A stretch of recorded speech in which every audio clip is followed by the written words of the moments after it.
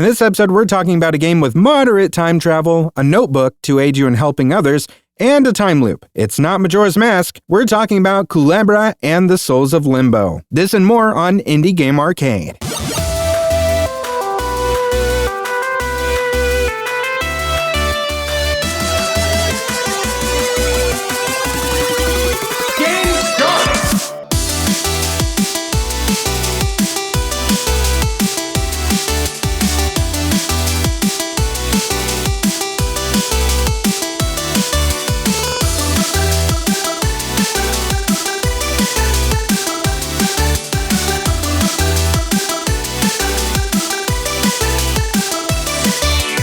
Welcome to Indie Game Arcade, a podcast that deep dives into the latest and greatest indie games. My name is Chris. I'm Joseph.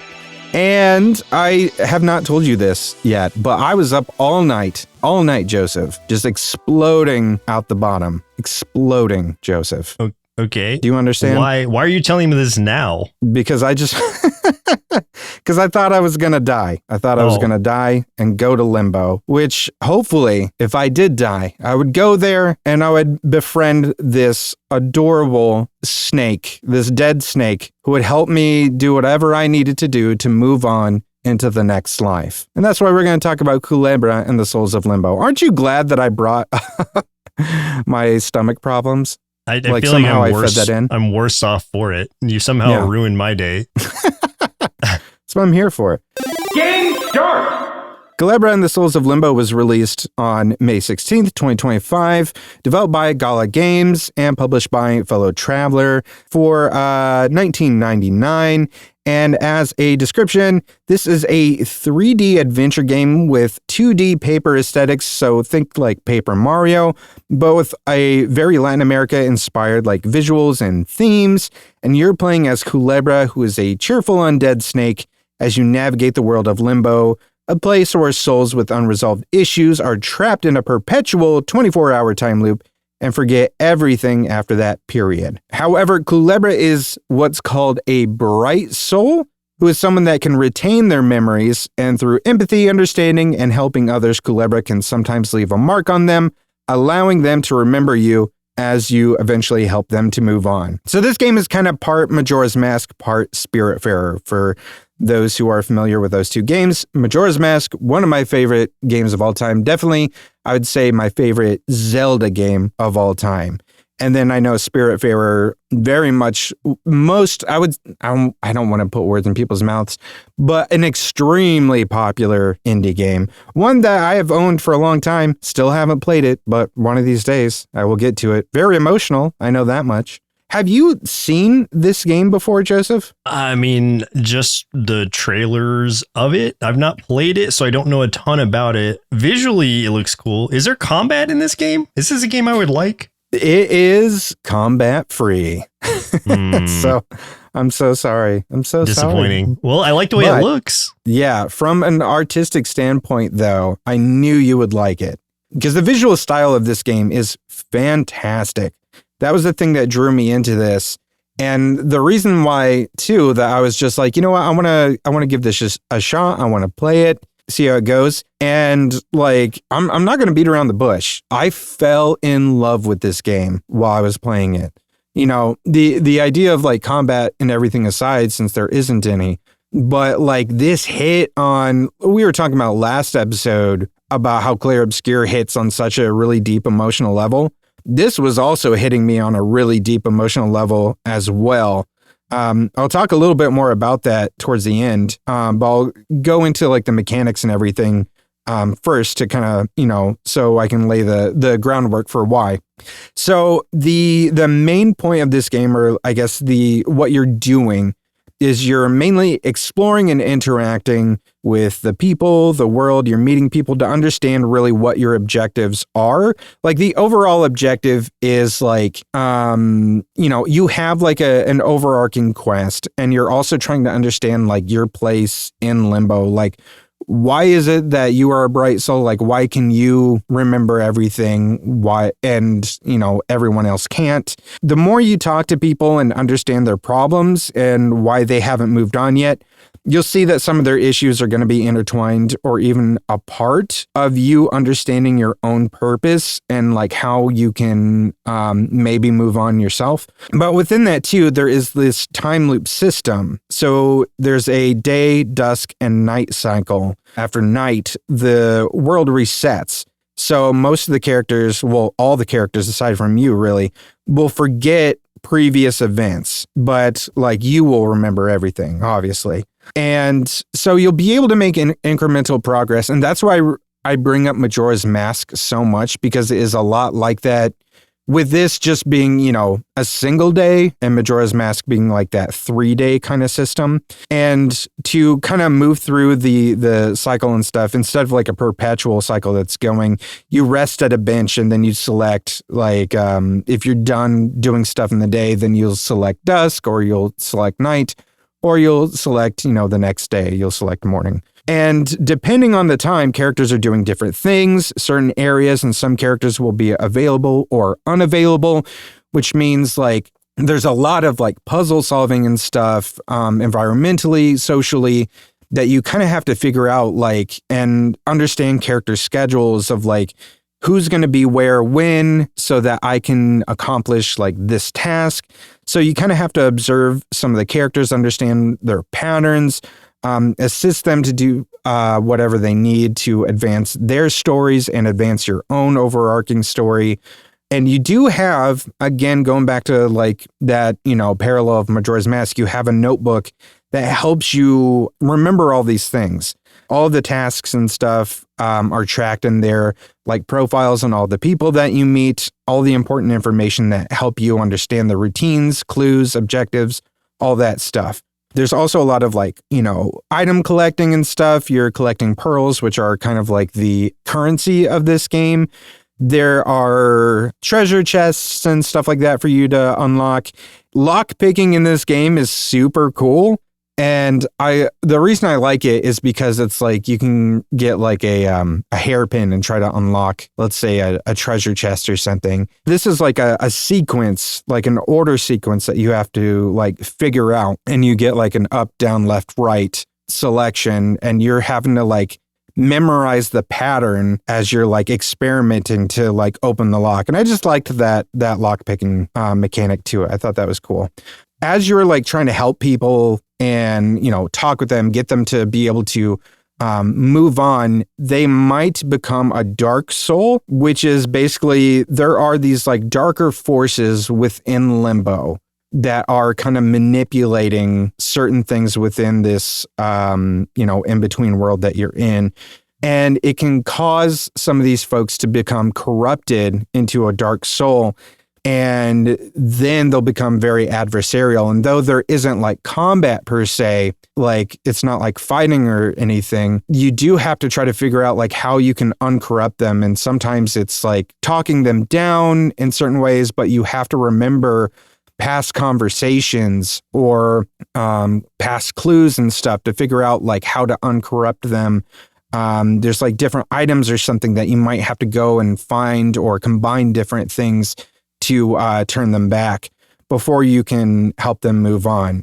So it's a totally different style of game in that sense, but it's really interesting.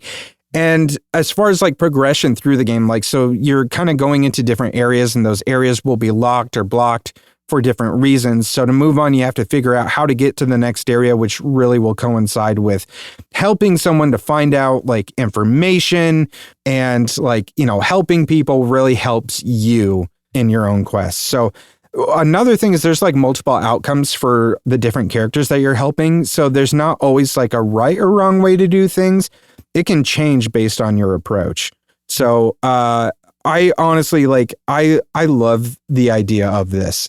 It's such a charming and very emotional game. Like the conversations that you have with these characters are super emotionally heavy because like it goes back to this idea that these are souls that have not been able to move on, and there's like some really heavy emotional reason that they haven't moved on to like the next life, and you're kind of helping untangle all that stuff and trying to help them do better. And if you do certain things and really help them progress, you can leave a mark on them, and then they will remember you the next day if you've like made enough impact and made that mark.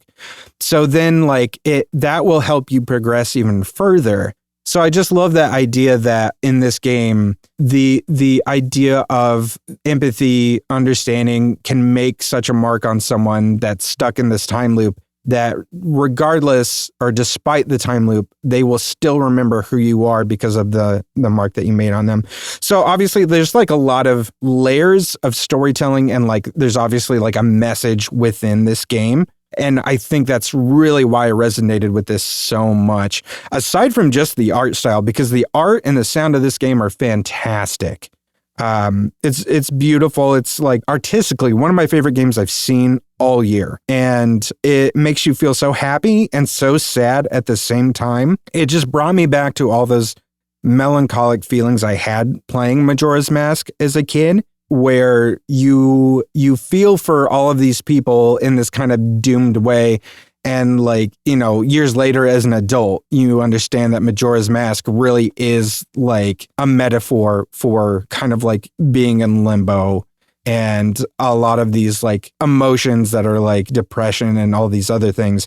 There's a lot of that in this game too. And I'm going to keep comparing that game because it is the closest you can get as far as a comparison. Like it really resonated with me on a level that not a lot of games have for a long time. So there's a lot of things that I can appreciate about it, especially visually, and I'm sure the music's wonderful too. And the story, that's great. Like it sounds like a really wonderful message behind it. I just know like it's not maybe it's too relaxing or cozy for me in that sense, but there's absolutely an audience for it, and I could see why they would love this. How do you like, I'm curious to know, like, how do you feel about like, because obviously they're in the way I was describing this, there's a very heavy like messaging in this game about like empathy and understanding and stuff with others. How do you feel about like that kind of stuff, like within games? Like, does that ever turn you away from games at all? Or is it kind of like a neither here or there sort of thing for you? I think it depends on if the gameplay is engaging enough to keep me tied to the game. That's when the story will also pull through for me. But if it's like purely a game about that message and it's just like, I don't know, I'm just kind of walking through or turning pages of a book or something. Sure. Then it's like, it just doesn't resonate with me as much, only because I'm not tied to the game at all if I'm just there for the story. So I need it to kind of hit me from both sides for it to really resonate with me as a person. It's just the way I am as a gamer in general. Yeah. But I do, like I said, appreciate that message. This is something I would absolutely watch as like a movie or a show. But if I'm interacting with something, I want it to be something that I feel active in. Yeah, I totally get that. Like there's those two kinds of, and there's probably more nuance to this, but like the two types of gamers is like, I would say there's like the gamers that are gameplay first or like maybe mechanic first, which I think is probably you fall more into that. And then there's others that I think I fall more into, which is like the story first. And yeah, I think that this is definitely a story first game and mechanics later sort of game, because like the mechanics are very light, and it is a very character driven, very story driven kind of game with light mechanics to it. Mm-hmm. There's games that do balance that very well though.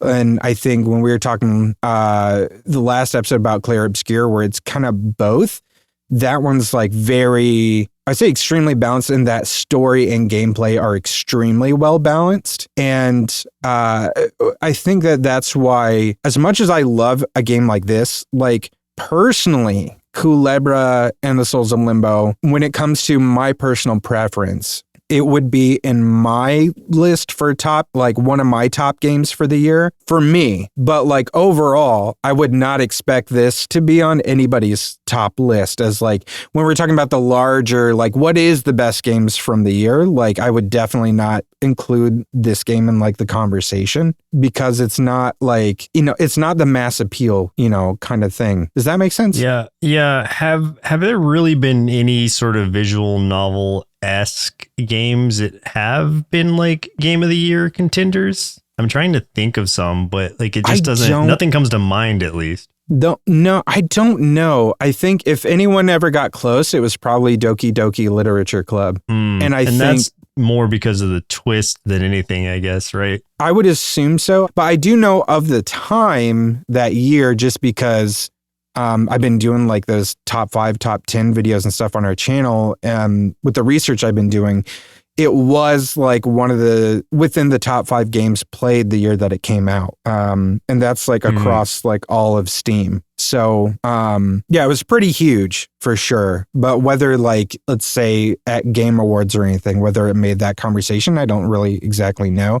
But I would assume that it's probably the closest of like one's ever gotten. For me, what would make me play a game, this game specifically, would be if it was either some sort of had either deck building mechanics, if it had like a card game thing behind it, or if there was some sort of combat-esque thing. It doesn't have to be like directly combat, like somebody's punching somebody, but it's like, even if it was like someone fighting against sorts of emotions or turmoil that they're dealing with, trying to pass on to the outside of limbo.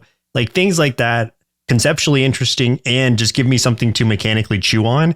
But right now, this just it's too, this is like an oyster to me in that I can't enjoy the experience if I'm just kind of swallowing it whole, you know? Though, this prompted an idea there is a cozy game. Well, I would say cozy-ish game out there. And this came out a couple of years ago that I think would be one that you would be interested in because it is a deck builder of sorts. This is Signs of the Sojourner. And from what I remember, like it's been a long time since I played it. I think I have a Let's Play of it at somewhere. Maybe I don't remember. I remember playing it on Game Pass quite a few years ago.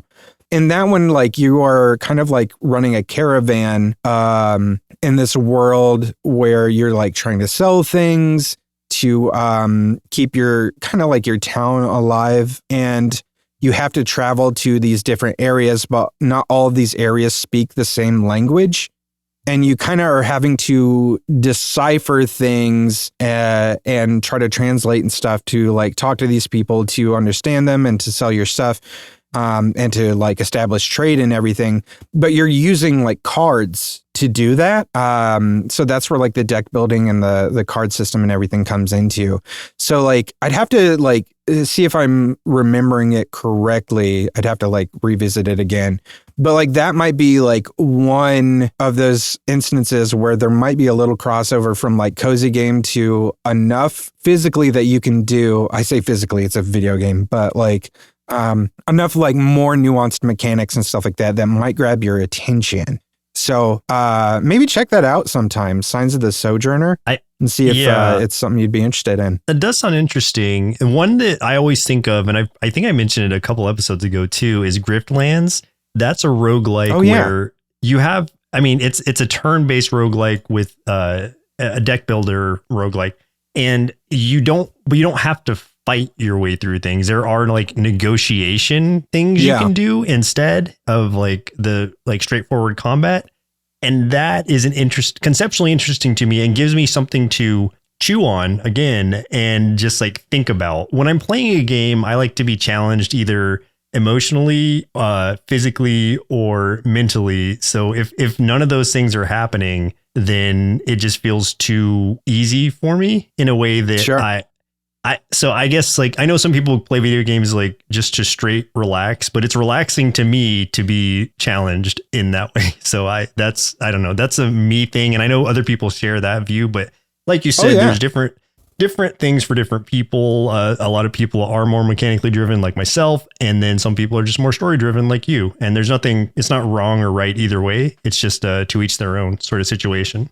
Yeah, it fills different needs. Like some people just have different needs, and like certain games fill the need that you have, and vice versa. So yeah, totally legit, man. I never want to say that I never want it to sound like I'm trying to shame any of these games or say like they're bad games. I appreciate them for what they are. They're just outside of my realm of expertise or realm of like personal preference. Yeah. Well, if you're ever craving that, like an emotional journey that feels like the emotions from Majora's Mask, that's the game to try. Kulebra and the Souls of Limbo. Power up! Hey, if you're enjoying this episode so far, do us a favor, throw us a like, a follow, share this episode or the podcast with folks who love indie games so we can get more of these game recommendations out there and support indie developers. We also have a YouTube channel at youtube.com/nerdsloth where you can catch us playing more indie games like Kulebra and the Souls of Limbo, or you can check out our top 5 and top 10 series for even more indie game recommendations. We just had one out for 5 indie games for people that love Doom, and that one got a lot of attention. A lot of people were commenting on that, which was really interesting, and introduced me to some new games as well with some of those comments, which was really cool. But yeah, go check those things out because we believe there's an indie game out there for everyone. Combo! Let's talk about some other indie games we've been playing this week. This one is definitely more up your alley. This is Nine Kings, developed by Sad Socket and released on the 22nd. Well, will release on the 22nd. It's not there yet as of us recording this. This is a roguelike deck builder where you are playing as one of 9 kings, attempting to defeat all the others, and you're using cards to lay out buildings or armies and then upgrading them like on this grid. So it's a roguelike deck builder, but it's also like kind of a tower defense / city builder as well. Every time you like use a card, so you put like, let's say a tower out there, or you put an army out there. So every time you use a card, your army then engages in a battle against someone else's army. And if you win, you get like 3 cards that pop up. You choose one of those cards. And one of those will also be a card pulled from the deck of the king that you just like, whose army you just defeated. So you can like do a lot of mix and matching and stuff. There are so many synergies between cards with the armies and the buildings. So if you like place them on your grid a certain way, you might really be able to buff your armies or your, your palaces, your castles, your turrets, different things like that. You can really experiment and do some crazy combos, which is really the point of this game, is to create the craziest combinations and like the most game-breaking combinations that you can. And like sometimes when you do that, you can just steamroll the other side, which is kind of funny. But super fun to just experiment, try all these different combos, see what you can come up with. As you play, you can eventually like unlock all the different kings and start with their decks. And each king has a theme. Like you start as the king of nothing. So it's kind of like basic like castle, knight, soldier, bowman, things like that. But like some of the other kings are like the king of nature, and they've got like elves and boars and like spores, like these like mushrooms that will create these like mycelium kind of creatures and stuff that will keep growing every battle. There's the king of spells, which is spellcasters like wizards and warlocks and shamans. There's the king of blood, which uses demons and imps and things like that. So like with all the themes and stuff, and like since you are also getting some of the other king's cards whenever you defeat them, like the amount of like mixing and matching that you can do to create different combos gets just crazy. You also get permanent perks that you can unlock between your runs to get like lasting upgrades as you progress through like harder difficulty modes. And there are several difficulty modes that you can apply to your game. I was looking up, and some people have created damage combos that have gotten into like the trillions. It's hilarious, but like it's purposefully so. Like the devs like are okay with this. Like they want to see what people come up with, and like so the idea of like creating these game-breaking combos and stuff like that, like that's what they want. They want you to be able to do that. And it also could just be because it's early access is what it's being released in. So this is still a testing phase. I'm sure, and it says it's going to be in early access for roughly 12 months. At least that's their plan. So about a year. And I'm sure they'll see some of those broken combos and be like, okay, let's tone that back a little bit. Yeah, or like they tone might. that down some. But part of the fun of some roguelikes is like dealing with the RNG and finding out if you can find a way to break it on a run.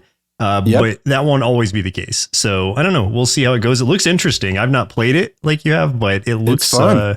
Looks like something that would be fun. Yeah. Yeah. And it's fast too. Like it's definitely where, I've done about 4 runs, I think, on this. And like the runs, I feel like I can get through a full run in like less than 20 minutes. Maybe that even might be overestimating. Like it might even be like 15 minutes or so to go through a full run. So have you been beating runs like pretty consistently? Yeah. Is that okay? So yeah, it's not, and so that's on normal difficulty. So yeah, I haven't tried hard difficulty. So like, what are you getting for each run victory wise, like or reward wise?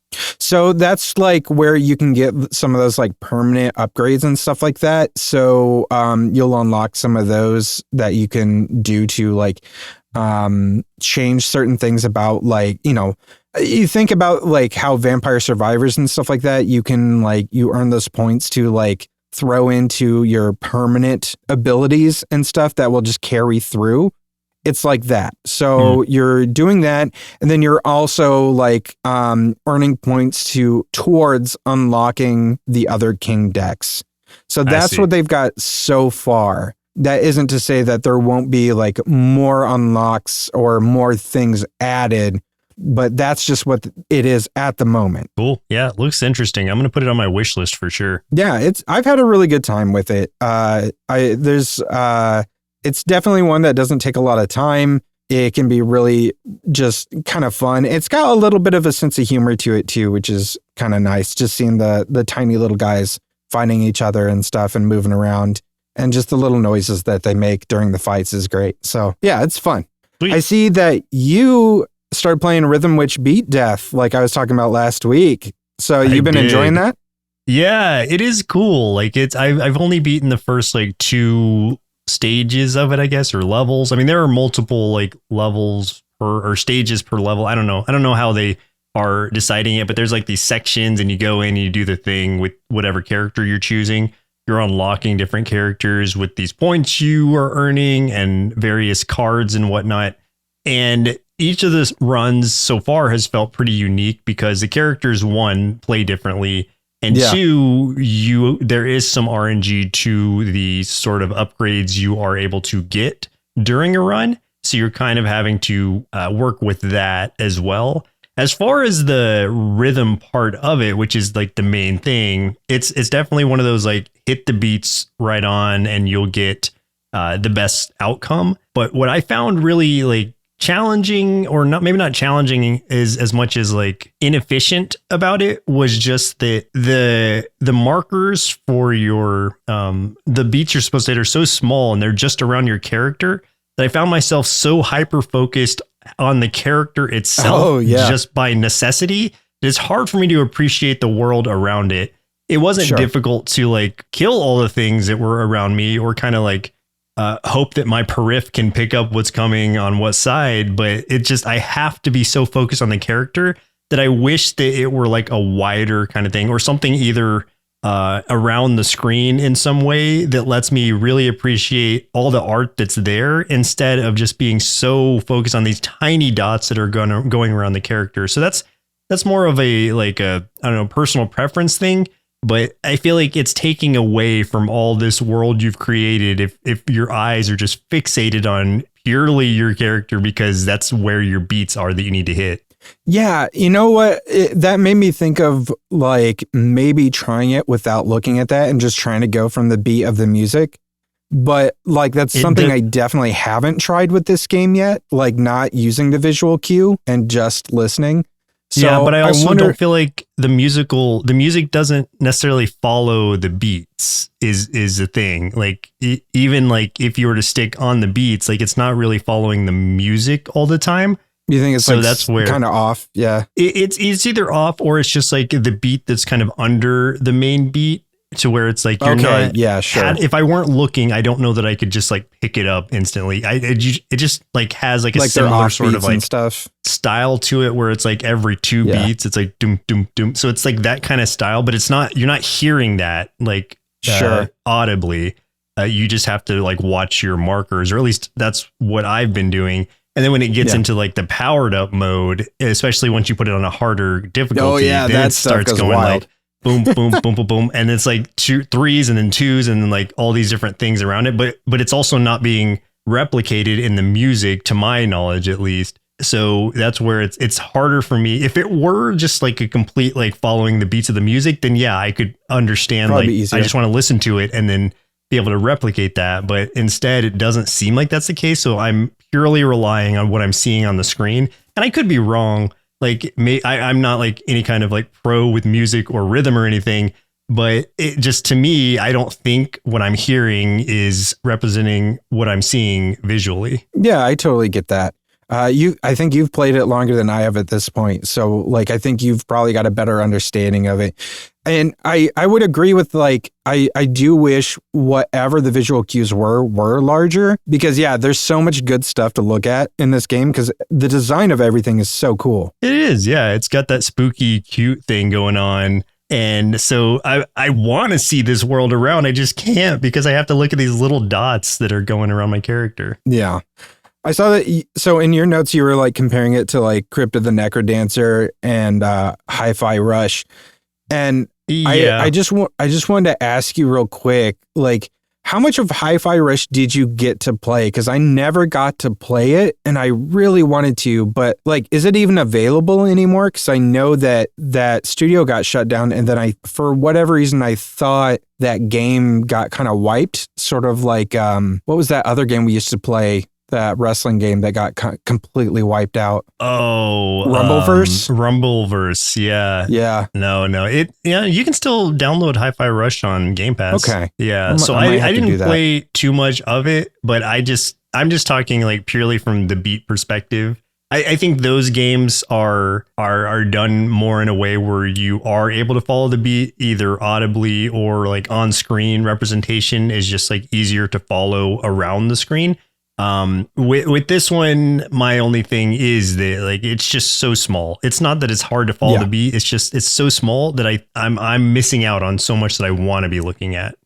But it's a $5 game, I think it was. So it's like it doesn't have to be like super high quality. I just think like maybe there's an option even in the settings. I didn't check to like make it bigger, but like I just think if by default, I just wish it were automatically. Right. I didn't think about that either. That would be nice. So, but yeah, I like the idea of like, I kind of wish it was something on the sides of the screens, even if they went like almost like Dance Dance Revolution route of like the scrolling, whatever. We know those things that are like those machines that are in arcades where it's like you have to hit the paddles that are circles around the thing. If it was like a giant circle around the screen. Last time we were down there visiting you and Rochelle were playing the heck out of those things. Yeah, they're so fun. I love those games. So it's like but what that's doing is it's like has the beats on like the sides of the screens. So you can see, you have to look at like everything. And so I just wish this kind of replicated that feeling more, even if it kept the same sort of button combo. Yeah, that would have been nice. I think that would be cool. You know what? Let's send them a message. Hey, fix your game. No. Don't listen to me. I don't know anything, but that was my experience, at least with it. No, I totally get it. I totally get that. But yeah, it's a super cool game, super fun and adorable. So adorable, spooky, which is such a great aesthetic to have. Yeah, 100%. I love it visually. I've enjoyed playing it. It just, if I had one gripe, then that would be it. Yeah. Last game I want to bring up real quick. This was another one sent to us by the developer. This is called Decade, sent to us by I don't know how to say this word. Piscian. I think it's like either. Well, think of like Pisces. So I think it's like either Piscean or Piscean, like you said. Piscean. Let's go with last Piscean. Like, that sounds better than anything else I would have come up with myself. Yep. So this is kind of a visual novel style game with very limited graphics, but it has a really super interesting premise and mechanics. The idea of this is that you are in this like this alternate world and you have 3 children, and in this alternate world, like the world is fairly over, like the world's just been completely ravaged with what they're referring to as a metal rain that just basically destroyed the world. And you have basically like a time machine and you are sending your 3 children back to various points in this timeline to try and figure out any way to possibly prevent your present circumstances to like change whatever happened. So you've got like your 3 kids of varying ages, but they're all like young kids. And like you start with just one point on this timeline and you like will send one there and basically to learn about whatever they can, and they will come back. When they come back, they will have aged. So it's kind of like random what age they will be when they come back. And they will have changed too. Like their personality will be slightly different. They will have adopted like a slightly different like traits and stuff. And that depends on like what they experienced in whatever timeline they went to, what you asked them to do when they got there, and how you talk to them when they're back. So like basically, you're a terrible parent is all I can think of in this game. You're terrible. But yeah, this world, and I gotta give credit for this dev because like I'm a lore guy. They've written like this crazy expansive, vast lore in this world and stuff. And so you were trying to like really piece together like all the events that might have created this. And there are so many different variables and things that could have led to this point. And you can have your kids either like, take things back with them to like a different decade and just kind of see what happens and see how it alters the timeline and stuff. Or you can have them go assassinate somebody. But really, it's just like all of these different things that you want to like experiment with and just kind of see what happens to see if you can get a better present. But like, your kids are aging this whole time, like, and eventually, they're going to run out of life, so it is limited in that way. And the kids are going to change, and maybe your kids are going to come back and they're going to hate you for the things that you've made them do and stuff. So there's like this moral dilemma to it all as well. So it's a very interesting premise that like I'm really, really into that.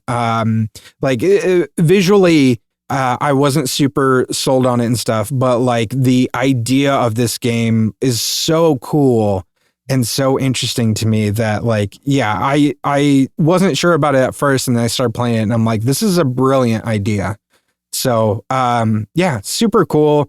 Makes me feel like I'm a better dad than the dad of this game for sure. So that was a little bit of a boost, for me. But yeah, really interesting game. So check that out. Decade by Last Piscean. Last Piscean. We'll go with that. Final round. Let's talk about some upcoming indie games we're excited about. I've got 2 real quick. They'll be pretty short because I don't know too much about them other than the main premise. One is Nice Day for Fishing, which is an RPG about an NPC that happens to be a fisherman that has to step up and become the main character in the game because there's no heroes left. The heroes are all dead. So they have to transition from NPC to the main hero and save the world. And because they're a fisherman, that's like what they know. So it'll be all like fishing themed and fishing kind of mechanics and everything. But it is like, I think a turn-based style RPG and stuff, I believe. So I'm interested to see how that goes. I like the pixel art of it. Looks really interesting. The last one is Starlight Revolver. Just because like I just got accepted as a playtester for this one. And really, I'm really excited for this one because of how it looks. So this is an action roguelite with these like hyper neon colors and anime aesthetic. The devs are describing it as Hades meets Sailor Moon. And that is the description that made me be like, yeah, all right, I need this. This sounds great. So I'm excited to get into that, start playtesting it. I've got the copy now to get in and start going in on it, but no, I don't think I've got a release date for that one just yet, but just excited to get in and try. The game I want to talk about is Teenage Mutant Ninja Turtles Tactical Takedown. This comes out on the 22nd, and apparently Splinter and Shredder are dead. That's what it says at the top. And you're helping the Turtles tackle deadly new threats and the approach of adulthood in this fast-paced, turn-based beat-em-up. which is kind of an interesting sort of, I don't know, juxtaposition of words, fast-paced young and adult Mutant turn-based. Ninja Turtles. Yeah. This one looks cool as far as like visually. It's a tactics game. I'm always behind that. My concern is that it's going to be like pretty content light, at least what I'm seeing of it. There are 20 levels, but you're not playing as like the whole team.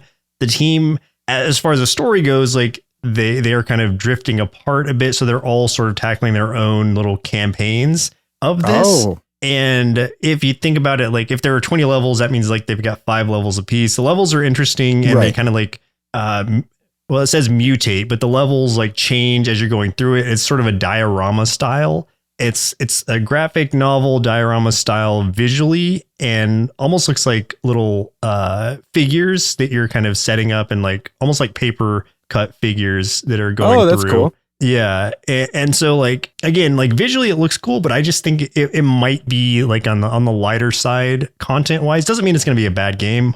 I'm still going to get it. I'm probably going to enjoy it. I just hope that whatever they have to offer, the price is proportionate to what's there. That's my only concern, and or that it just has a lot more content than I'm thinking it's going to. Yeah, that's always a concern when indie studios are taking on big IPs like that. Like we saw that with Retro Realms Arcade, where they took on Ash vs. Evil Dead and Halloween as like those IPs. And it's like those games were solid, like they were fun to play. But like both of those games felt like $5 games, and the whole thing was like way more than that. Like, was it 20 or more? I think. Can't remember. It might have been more than that. It might have been like a $30 I feel like it's like game. 20 a piece or something. But I think you were right. But definitely they were short games. Felt like $5 games, maybe $8 games. But because of that IP, the overhead on that thing is so high. So yeah, I understand your pause with that. That I guess my recent example would be Rita's Rewind, the Power Ranger one that at least at launch did feel super content light, and like there was not really any differentiation between any of the Rangers, and they didn't have like different skill points or anything like that. So it's like, what, like you didn't feel there was a lot of variety here. That would be my concern here. This is a different studio. So, and the other games that they've made, this is Strange Scaffold is a studio. The other games that they've made that are pretty well renowned are I Am Your Beast. And what was the other one? It was like Space Warlord Organ Trading Simulator. And those are either excellently reviewed or at least like very positively reviewed. So it's like, if we're just looking at it from the developer standpoint, then I have something to look forward to. But just visually now, I think it looks great. But is that going to be enough to carry me through or to excuse whatever the price is? I don't know yet. So I just say this, that I'm excited because I love Ninja Turtle stuff, but I'm also a little nervous because of what we've seen in the past. I might. I'm thinking about like putting together a video of like indie studios that have done these big IPs and stuff like that. It'd be interesting to like cover all of them and just kind of see how many there are. Like, cause I can think of so many, especially Ninja Turtles have had so many in the last decade. So, like Ninja Turtles, even more coming. Like they've had some like amazing games. Like Splintered Fate is such a good game. The roguelike Shredder's Revenge too. And Shredder's Revenge. Yeah. So it's like, I'm hoping that this one also is better than I'm expecting it to be. Right. And we've got like Toxic Crusaders still being worked on. Marvel announced theirs that I'm trying to remember the studio that's taking that on, because I think the one that's doing the Marvel one, I swear to God, I could be wrong, but I think it's the ones that did Splintered Fate, or not Splintered Fate. The ones that did Shredder's Revenge, I think is the one doing the Marvel one, but I might be wrong. I think you're right. Yeah, because I do remember it was like a high quality game that they had done before. Yeah, no, you're right. I looked it up just now. So I know that's going to be good. Yeah, maybe I'll use that as one of our top 5, top 10 videos. We'll see. If you see one pop up on our YouTube in the next few months or something, you'll know it came from this episode. Game over. So yeah, if you had a good time listening to this episode, stick around for the bumper so you can learn how to support the show and all the things we do here at Sloth Creative. You can also check the show notes for our link tree. That'll take you to our social media, Discord, subreddit, merch store, everything else. But get in touch with us. Let us know what indie games you're playing so you can help us elevate these games so we can help support indie developers. But that's game over for us. My name is Chris. I'm Joseph. And we'll continue on the next episode. Continue. Indie Game Arcade is recorded and produced by Sloth Creative. If you're looking for more gaming content, head over to youtube.com/nerdsloth for indie game let's plays and recommendations. If you'd like to support the show, head over to patreon.com/nerdsloth, where you can select a pledge and receive access to hundreds of hours of bonus content from everything at Sloth Creative. If you're an indie game developer and would like us to review your game or explore other opportunities, send an email to nerdslothcreative@gmail.com with the subject line Indie Game Arcade. Thanks for listening, and keep supporting indie game devs.